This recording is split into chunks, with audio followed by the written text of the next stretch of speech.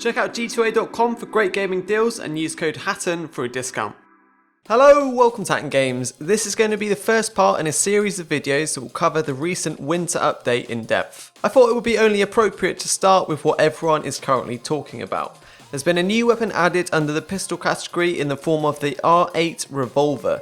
This occupies the Desert Eagle loadout slot, so you have to decide between the two on which pistol you'd prefer to equip. It costs $850, has two sets of 8-round ammunition, does damage identical to that of an AWP, along with the penetration power of 200%. The standard left click shot will take roughly a second to load up, but it also has a secondary fire with your right mouse button that will fire off a shot instantly with a lot lower accuracy. Now these are just basic statistics, but when we delve deeper using Sloth Squadron's stat sheet, we can see that the numbers are absolutely absurd. Standing accuracy is set at 2.48, which is extremely low. As a comparison, the AWP has a standing accuracy of 2.20. The crouching inaccuracy is at 1.48, making it more accurate than a crouched AK-47, which is 5.6. The running inaccuracy is a laughable 8.98. This makes it the best run and gun weapon in the game. There is no other weapon with lower values than this. Even the SMGs, which are known for running and gunning, start at a modest 27. Another fun statistic is the accuracy of the revolver whilst on ladders.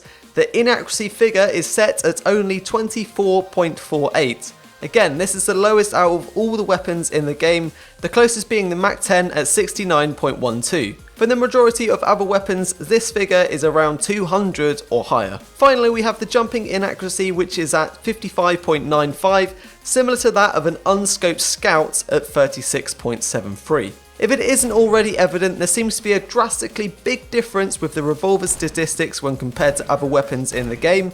The numbers are so out of line that you have to really wonder what was going through the mind of whoever punched these in. Regardless of how this occurred, it means that we have a pistol with the same damage as an AWP, with insane running accuracy, jumping accuracy and ladder accuracy, all for $850. An interesting thing to note is that the pre-warm-up when you're about to fire with left click can't actually be heard by the enemy team, meaning you can essentially walk around preparing it for every corner without having to worry about being detected. Clearly the newly added Revolver wasn't well thought through. It was brought in to replace the Deagle slot, which is a gun that is actually seeing a lot of use in competitive play at the moment and is actually very viable on force rounds or even ecos. There was no need to bring in a substitute for a weapon that was finally being picked up in niche situations. Obviously the pro player reactions on Twitter weren't positive, and both the EU and NA communities on Face It Pro League have agreed to not use the Revolver. Thankfully, the ESL Pro League event will be rolling back their tournament matches this weekend to the original patch to avoid a Revolver slugfest. Face It is also considering a competitive ban on the R8 in its current iteration. What will most likely happen in the future is that we'll see a considerable nerf for the Revolver, similar to that of the Tech 9, CZ, AUG and Deagle.